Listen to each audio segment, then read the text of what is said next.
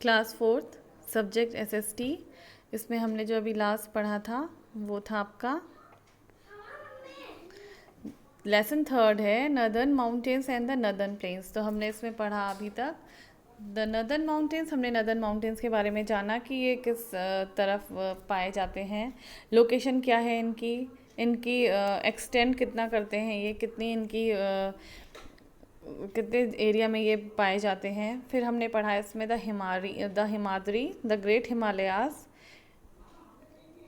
The Himachal, the middle Himalayas, the Shivalik, the lower Himalayas. फिर हमने देखा इसमें कैसी कैसी यहाँ फार्मिंग है, कौन कौन से यहाँ पे घने जंगलों में कौन कौन से जानवर पाए जाते हैं, कौन सी फसलें होती हैं और यहाँ का मौसम कैसा है। फिर हमने पढ़ा आपका importance of the Himalaya.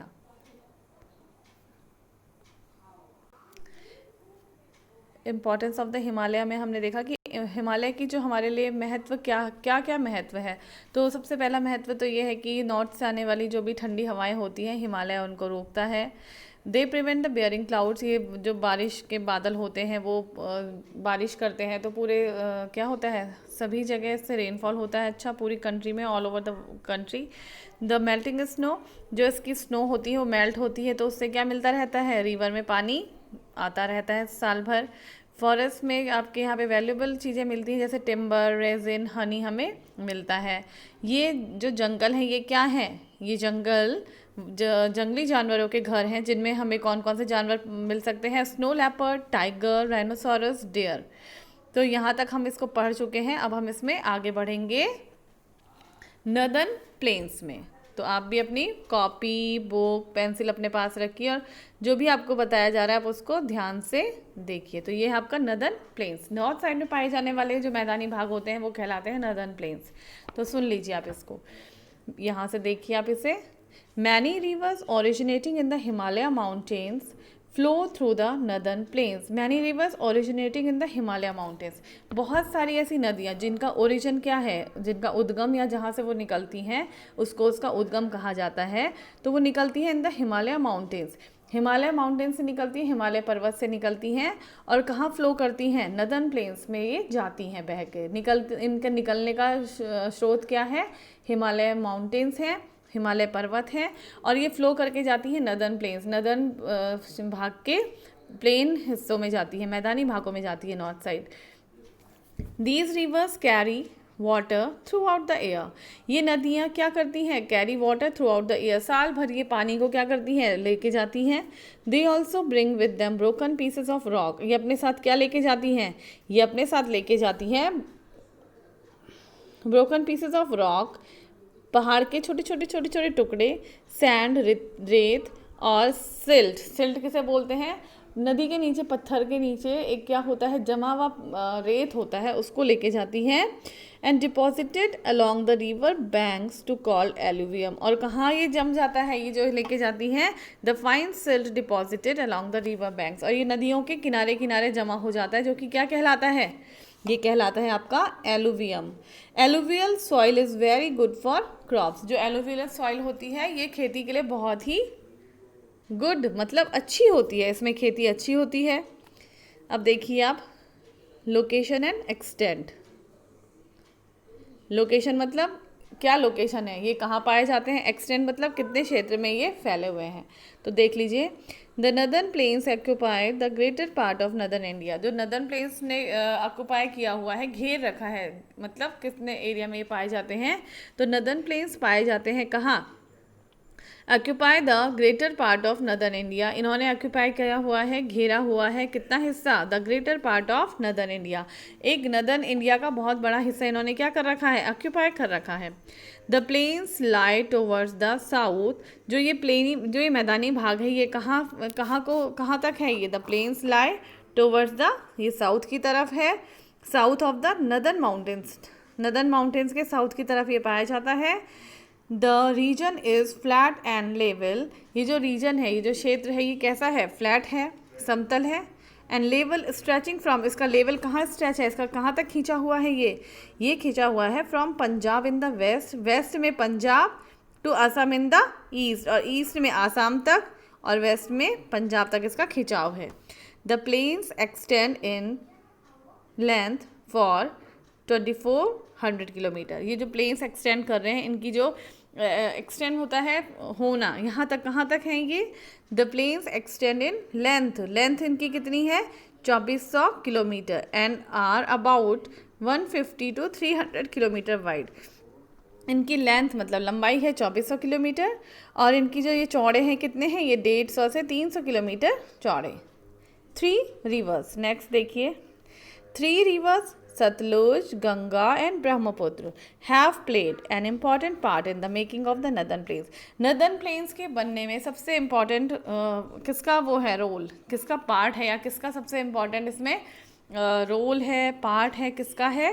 Sutlej नदी का, गंगा का और ब्रह्मपुत्र का। मेन पार्ट जो है नदर्न प्लेन्स को बनाने में सतलुज, गंगा और ब्रह्मपुत्र का मेन क्या है? इम्पॉर्टेंट पार्ट है।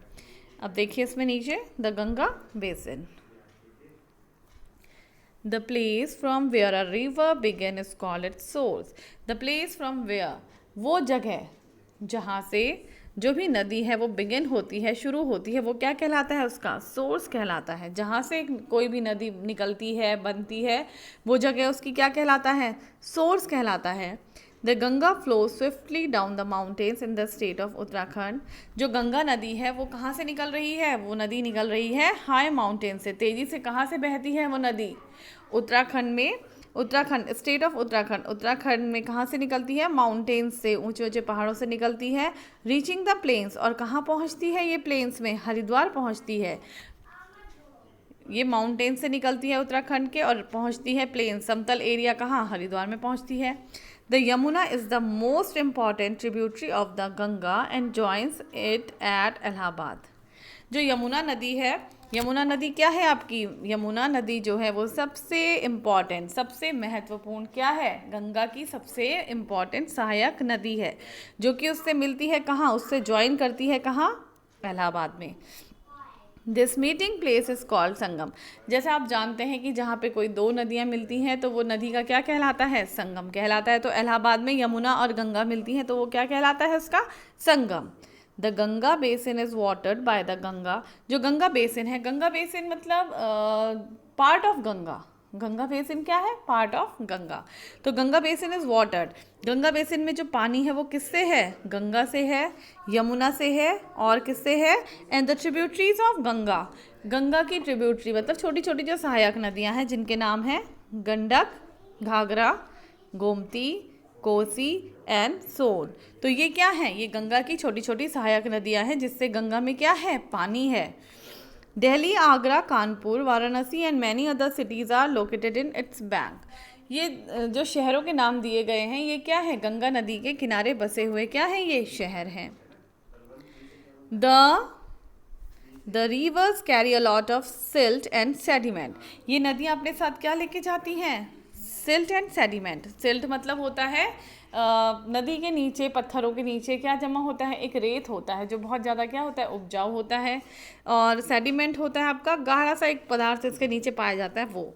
दे flows slowly and divide into numerous channel. ये क्या है? स्लो, ये धीरे धीरे बहता है, फ्लो धीरे धीरे इसका फ्लो है और ये डिवाइड हो जाता है अलग अलग चैनल्स में, मतलब इसके अलग अलग हिस्सों में ये डिवाइड हो जाता है। विच divide the area into triangular. और आगे चलते चलते जब ये इसका डिवाइड होता है तो ये अलग अलग हिस्सों में किस शेप में बन जाता है? ये ट्रायंगुलर का रूप ले लेता है। The Ganga Brahmaputra delta is the largest in the world. जो गंगा ब्रह्मपुत्र डेल्टा है वो क्या है? वर्ल्ड का सबसे बड़ा डेल्टा है। Ganga Brahmaputra delta is the largest in the world. विश्व में सबसे बड़ा जो डेल्टा है वो है Ganga Brahmaputra delta.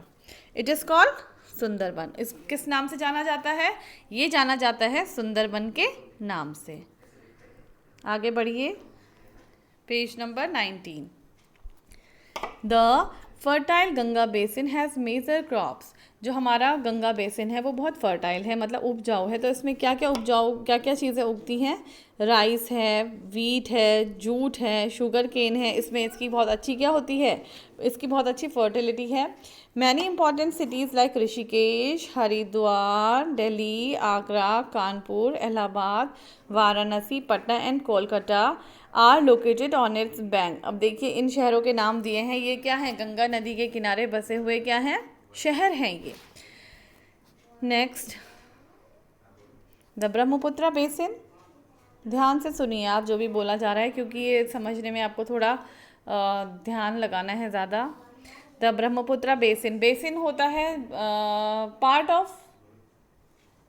Of Brahmaputra. Basin मतलब ब्रह्मपुत्र का ही एक पार्ट जो ब्रह्मपुत्र बेसिन है। The Brahmaputra river start in Tibet. जो हमारी ब्रह्मपुत्र नदी है वो कहाँ से है, निकलने का उसका वो कहाँ है, स्रोत क्या है, तिब्बत।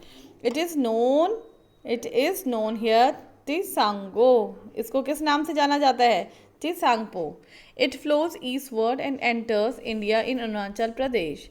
इट फ्लोज ईस्टवर्ड, ये ईस्ट साइड से ईस्टवर्ड बहती है, एंड एंटर्स इंडिया, और इंडिया में आती है, भारत में प्रवेश करती है इंडिया इन अरुणाचल प्रदेश। अरुणाचल प्रदेश से ये हमारे देश में प्रवेश करती है through Assam before entering Bangladesh. Bangladesh में जाने से पहले ये कहाँ आती है, ये हमारे इंडिया में अरुणाचल प्रदेश में फ़्लो करती है through Assam before entering Bangladesh.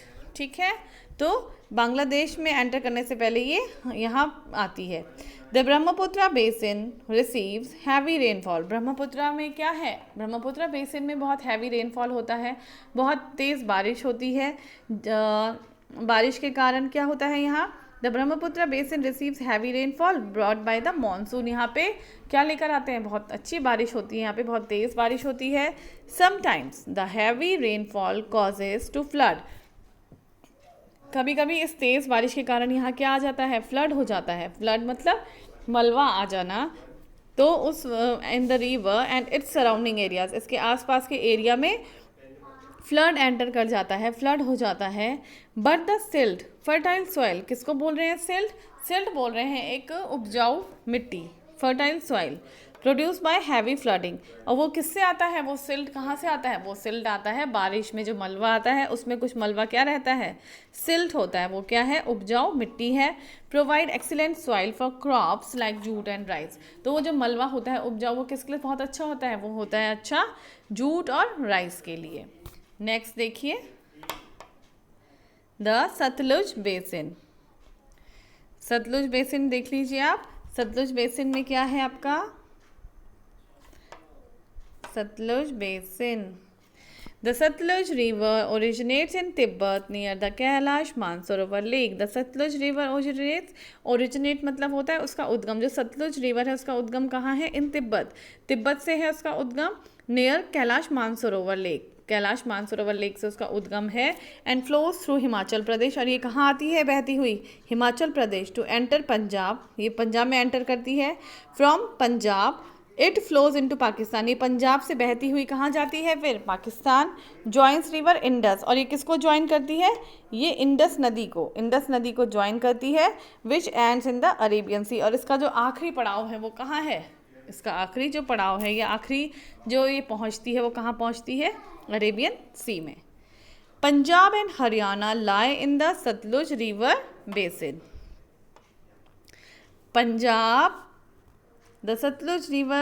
And Haryana lie in the Sutlej river basin. जो पंजाब और हरियाणा ये जो दो जगह हैं ये कहाँ पड़ती हैं, सतलुज रिवर बेसिन में ये पड़ती हैं।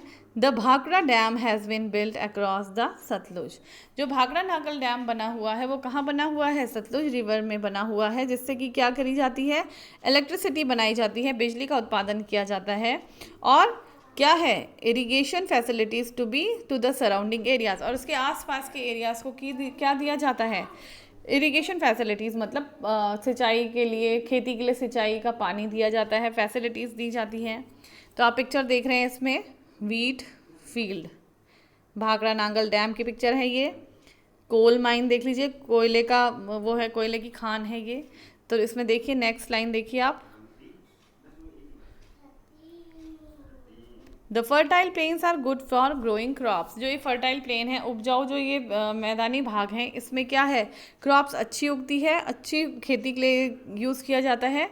दे are also rich in mineral, इसमें खनिज पाए जाते हैं। Bihar is known to rich deposits of कोल।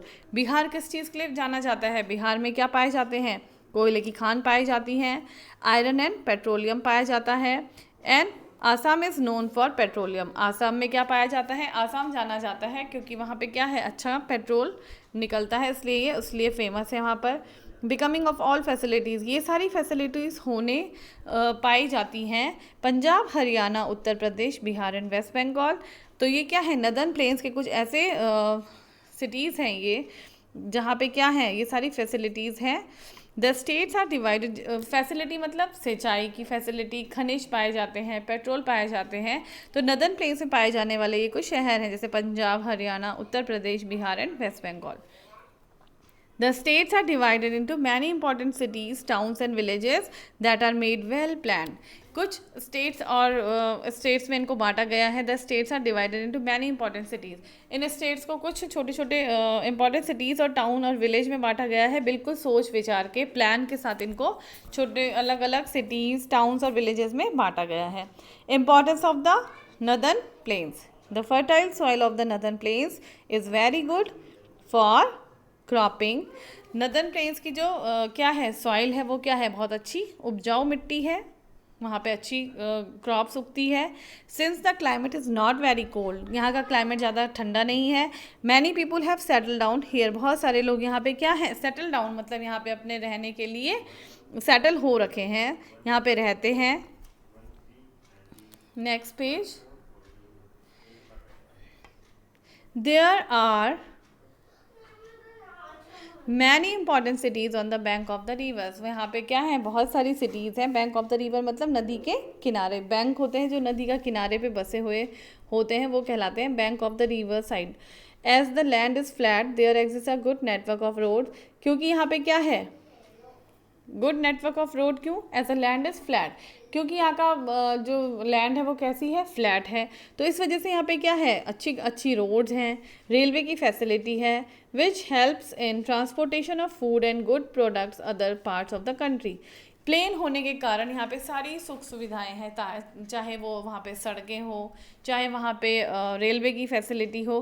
तो इनके कारण, इन सुविधाओं के कारण वहाँ पे क्या है, यातायात के अच्छे साधन होने के कारण वहाँ से अदर पार्ट्स में गुड्स को भेजना, मतलब कुछ भी अच्छी जो वहाँ की चीज़ें होती हैं उनको इधर उधर आदान प्रदान करने में, पूरे पार्ट्स ऑफ द कंट्री भेजने में क्या रहती है, सहूलियत रहती है।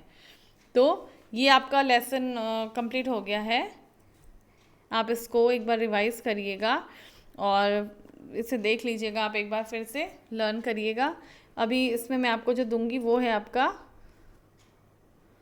Now I know Himalayan mountains are covered with snow throughout the year. जैसे आपको पता ही है कि हिमालय बहुत ऊंची चोटियां हैं पर्वत की, तो हमेशा बर्फ़ से ढकी रहती हैं। तो आपने ये पॉइंट्स लिखने, एक ये हो गया। फिर है आपका Himadri is the northern most range, the Shivalik is the southern most range of the Himalayas, the place from where a river began is called its source, जहाँ से नदी निकलती है वो उसका क्या कहलाता है, सोर्स कहलाता है। The fertile plains are good for growing crops, जो फर्टाइल प्लेन्स होते हैं, जो प्लेन्स मैदानी भाग होते हैं, जो वो क्या है, क्रॉप्स के लिए बहुत अच्छे होते हैं या उपजाऊ होता है ये हिस्सा। अब इसमें आपने एक ये करना है नाउ आई नो, और एक आपने करना है new words. Boundary, limit, slope, slide of hill, slope होता है ढलान। ट्रिब्यूटरी होती है सहायक नदियाँ, छोटी छोटी जो नदी होती है। स्ट्रेच मतलब होता है खिंचाव या खिंचा हुआ, या इसको समझ लीजिए आप, इसका क्षेत्र ही समझ लीजिए खिंचा हुआ। Swampy, bog. तो आपने एक नाउ आई नो करना है और एक आपने न्यू वर्ड्स करना है, तो यही आपका काम है।